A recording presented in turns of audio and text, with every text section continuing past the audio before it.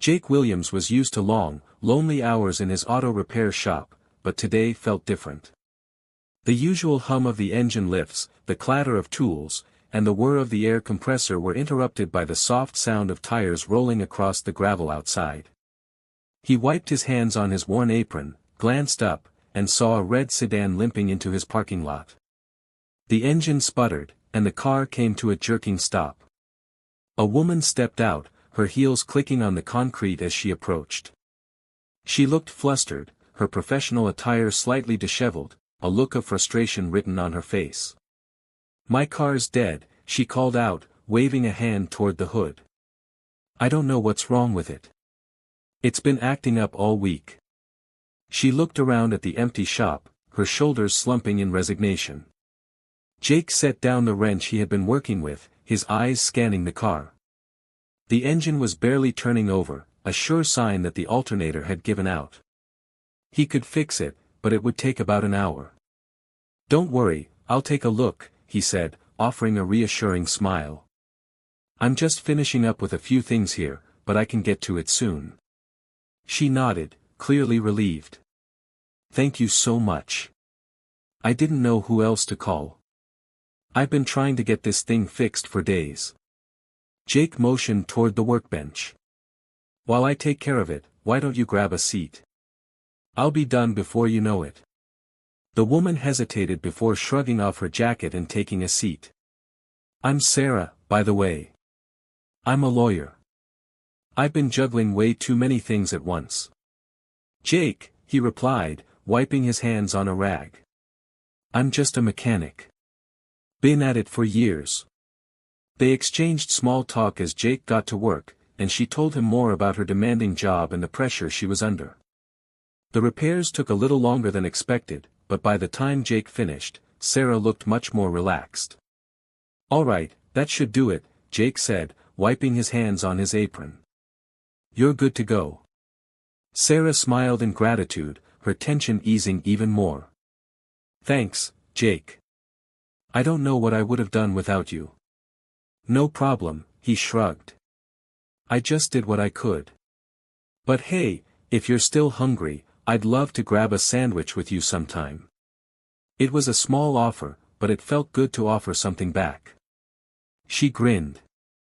"I think I could use that sandwich." The next morning, Jake was busy preparing breakfast for his daughter, Lily, when a knock on the door interrupted his routine. She was scrambling around in her pajamas, already excited for school, but Jake wasn't sure who it could be at this hour. As he wiped his hands on a towel, he opened the door and was surprised to see Sarah standing on the porch, holding a neatly folded envelope. "Jake, I hope I'm not interrupting," she said, her voice a little hesitant. "I've been thinking about how much you helped me yesterday, and I wanted to do something more."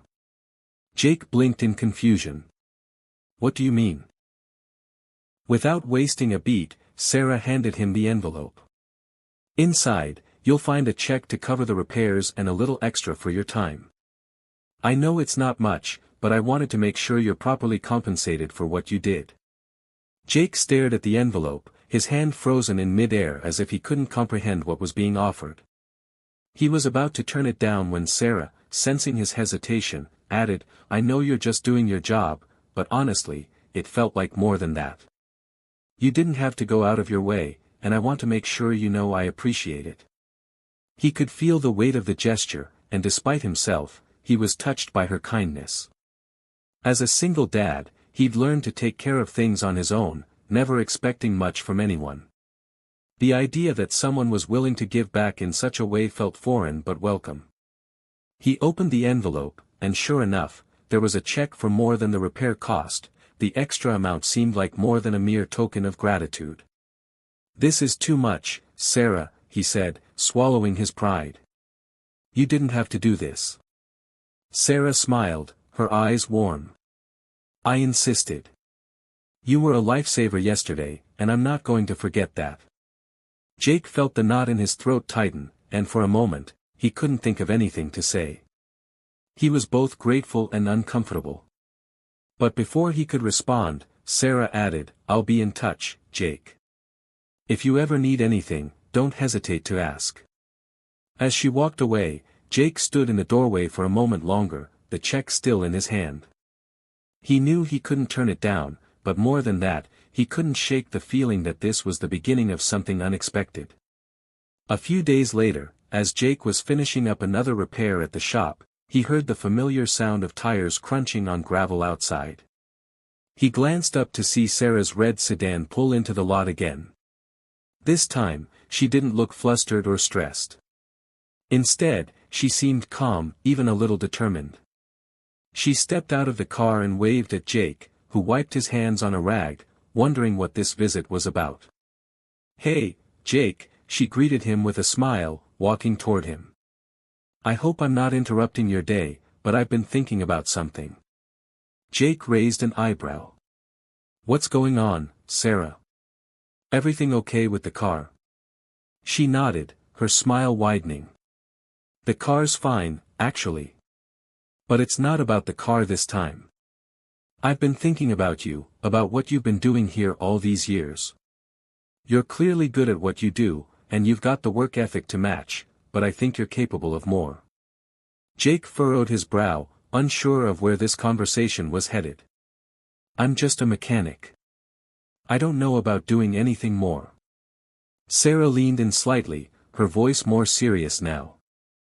"I've been trying to get the word out for a while, but my law firm is looking for someone to handle some logistical tasks. Things like working with vendors, coordinating schedules, and ensuring the office runs smoothly. It's not glamorous, but it's a stable job with good pay and benefits." Jake blinked, surprised. "You want me to do office work? But I've never worked in an office before. I wouldn't even know where to start." "I know you're hesitant," Sarah said gently. "But hear me out. You've managed this shop for years. You're organized, dependable, and you know how to make things run smoothly. I think those skills could translate into an office job. And besides, you're more than capable of learning anything you don't already know. This is an opportunity for stability, Jake, a chance to get off your feet a little." Jake stood there, processing her words. The idea of leaving the auto shop was a big leap, but the more he thought about it, the more it made sense. He could provide a better future for Lily, one with less strain on his body and more security for their future. "I'll think about it," Jake said, his voice thoughtful. Sarah smiled again, her eyes filled with hope. "Take your time. But I really think this could change your life."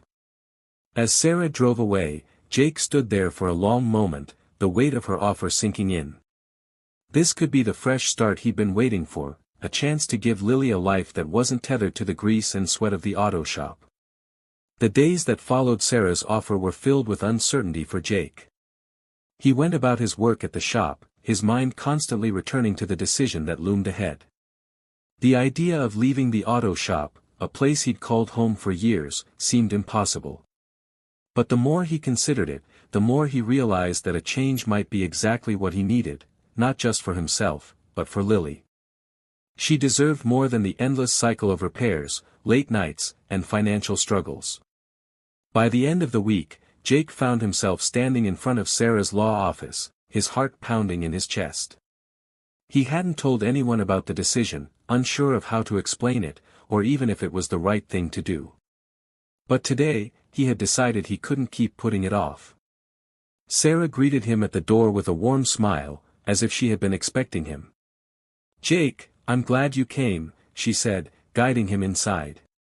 "Take a seat. How are you feeling about the offer?" He hesitated, his hands nervously fiddling with the strap of his bag. "I've been thinking about it a lot. And I'm still not sure I'm ready for this. But I know it's an opportunity one can't ignore. I want to make a better life for Lily, and I think this might be the way to do it." Sarah nodded, her expression softening. "I understand. Change is scary, especially when it's something as big as this. But I can promise you one thing, I'll be here to support you every step of the way." Jake took a deep breath, his nerves starting to settle. "All right, I'm in. I'll give it a shot." Over the next few weeks, Jake adjusted to his new role in the office. It wasn't easy, but he threw himself into the work, learning everything he could from Sarah and her team. The transition was rough at first. He missed the physical work of the shop, but the office offered something the garage never had: stability, routine, and the promise of growth. By the end of the month, Jake was not only settling in, but thriving. His confidence grew as he adapted to the new job, and for the first time in a long while, he could see a future that didn't feel like an endless struggle. Lily noticed the change in him too. He was happier, more relaxed, and finally able to give her the time and attention she needed. One evening, as they sat down to dinner, Lily looked up from her plate and smiled. "Daddy, you're different. You seem really happy now." Jake's heart swelled with pride as he smiled back. "Yeah, kiddo. I think things are finally starting to get better." And just like that, the life Sarah had helped him start was taking shape, a life full of possibilities, not just for him, but for Lily too.